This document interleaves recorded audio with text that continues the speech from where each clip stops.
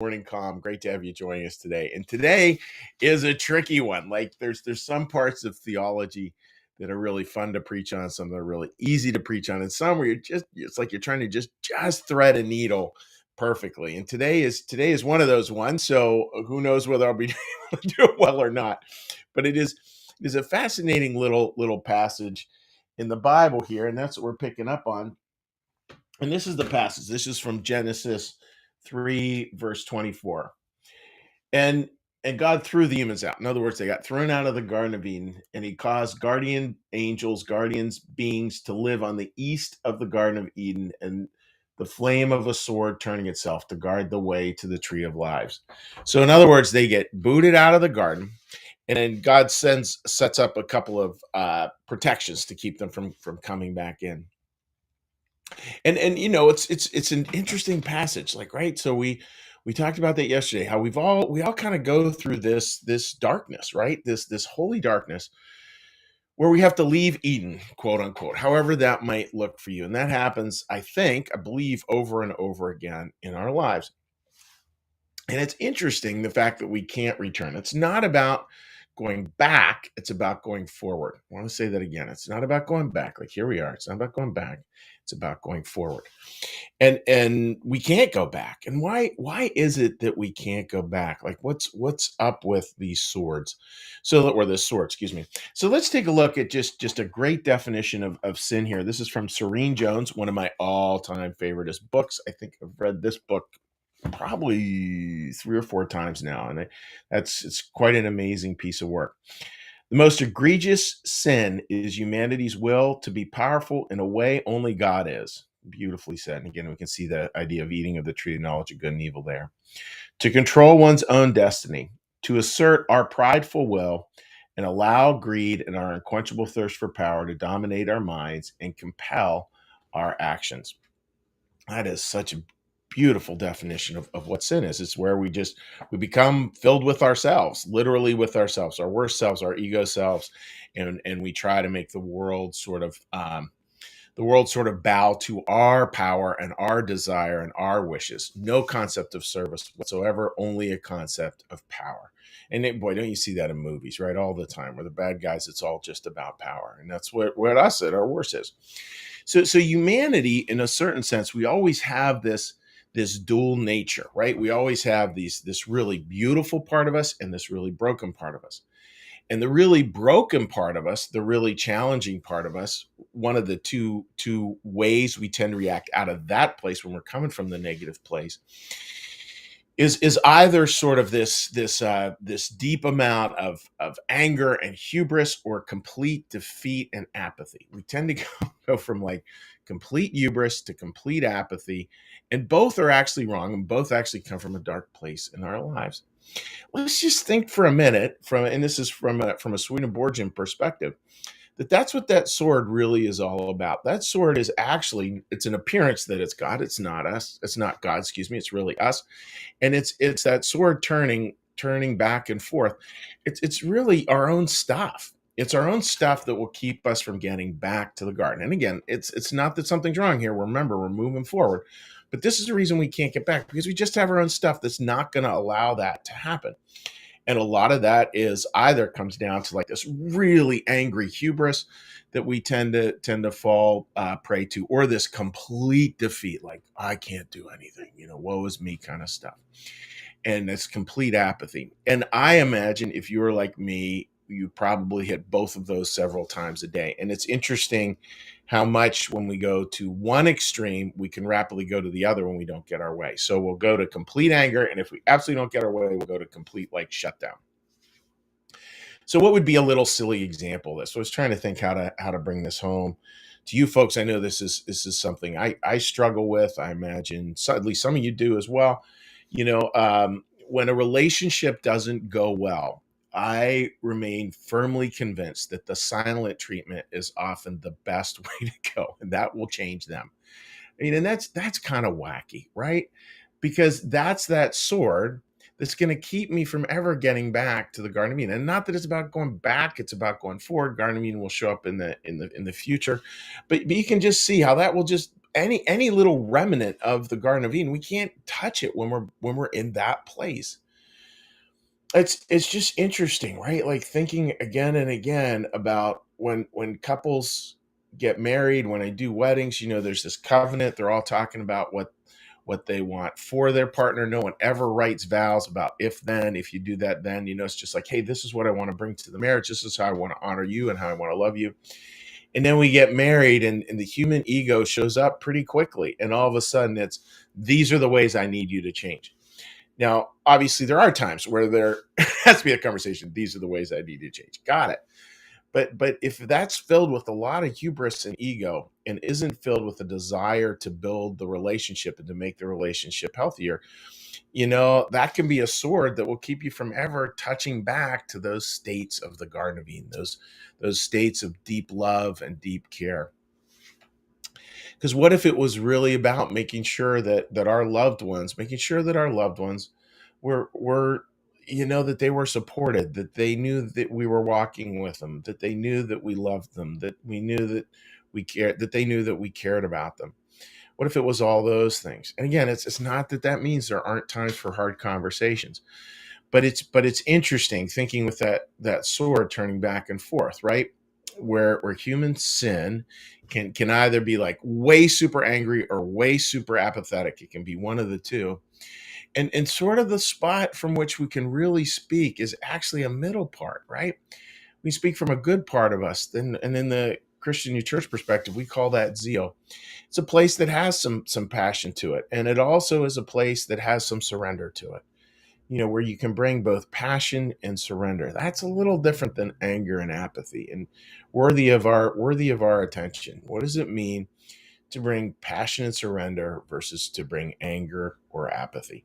Just stuff to think about, folks, and find that middle way, because we are often our own worst enemy. I mean, oh my goodness, I think we could all tell stories about that, like, oy vey. And that's part of life too. We will do these things. We're not going to be able to go back to the garden, but we're going to be able to go forward. And I would leave on this, like the last thought I want to share with you folks here is that, as we leave the garden, yeah, we leave the garden, but the garden never leaves us, right? Just doesn't. We leave the garden never leaves us. We'll always be able to carry those tender parts forward. And yeah, maybe they won't be realized or lived into in the same way again. I don't think they will. And they still remain these little seeds in our heart as we move forward in our lives that are filled with the both and of the human experience, both the blessed and the broken. So that's my thought for today, folks. Hopefully that all made sense. I feel like I was really trying to thread a needle there, and hopefully people heard that in the context in which it brings joy and a little life givingness. So, with that, friends, what we're going to do is we're going to do a little meditation. After the meditation, we're going to do a little prayer. After the prayer, we're going to do a little blessing. Then we'll say hi to anyone on social media who's hopped on there. All right, friends. So, let's get a little breath.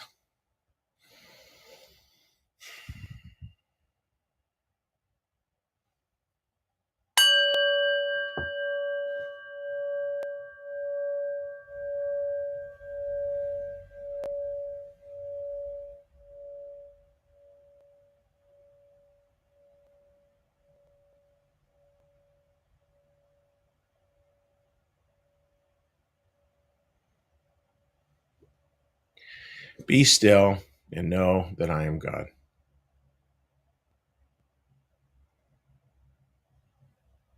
Be still, know that I am.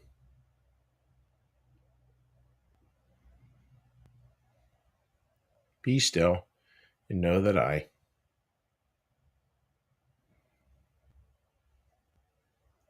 Be still and know that.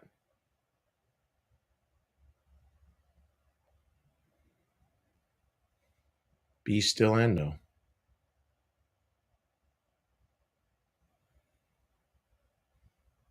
Be still and.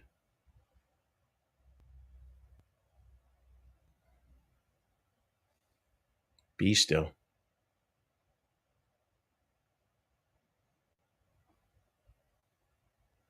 be.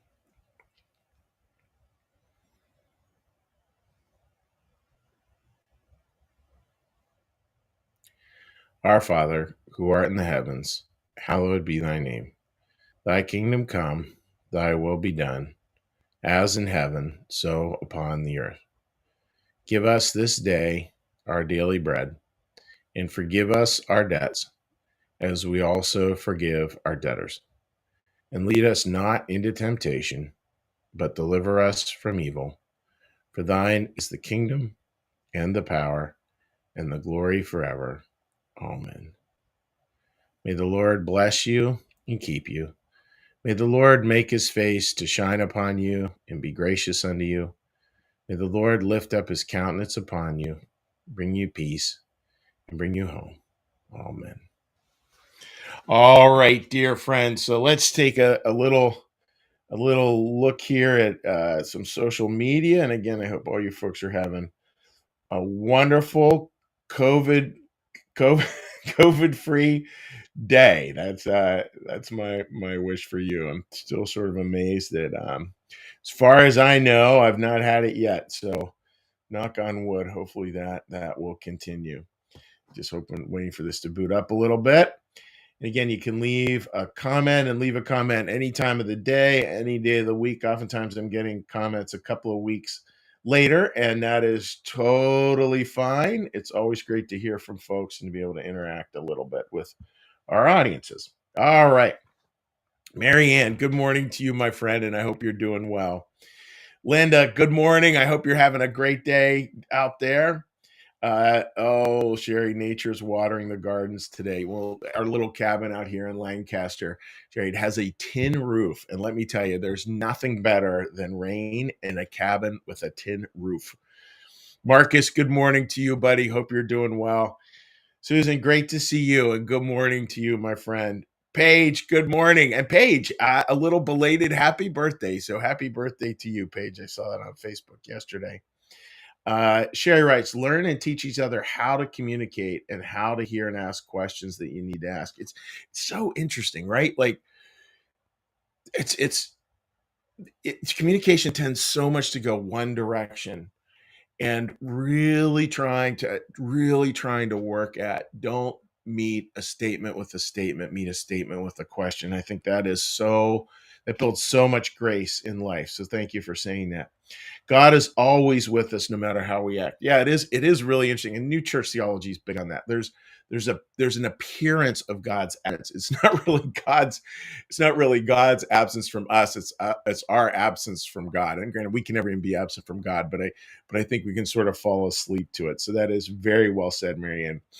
Martha, great to see you joining us this morning. Good morning. And I got a kick out of you saying how much you loved On Being with Krista Tippett. It is a phenomenal podcast that I hope you folks, if you ever want to looking for a good one, that's a good one. Katie, great to see you joining us this morning as well.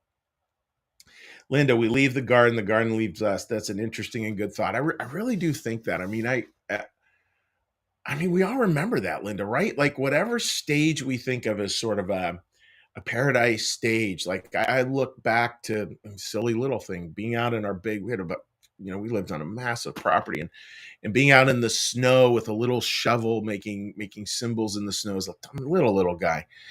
And, and, and I've long left that, right? But it's never left me. It's still part of my Garden of Eden, quote unquote, that I carry with me a lot. And it's one of the reasons why I love snow. I just love the quiet of it and just being in that peace. So Carl writes, leaving the garden, always a challenge. Amen to that, brother. There is nothing about this life that is easy. As they say, it ain't for sissies. So there you go.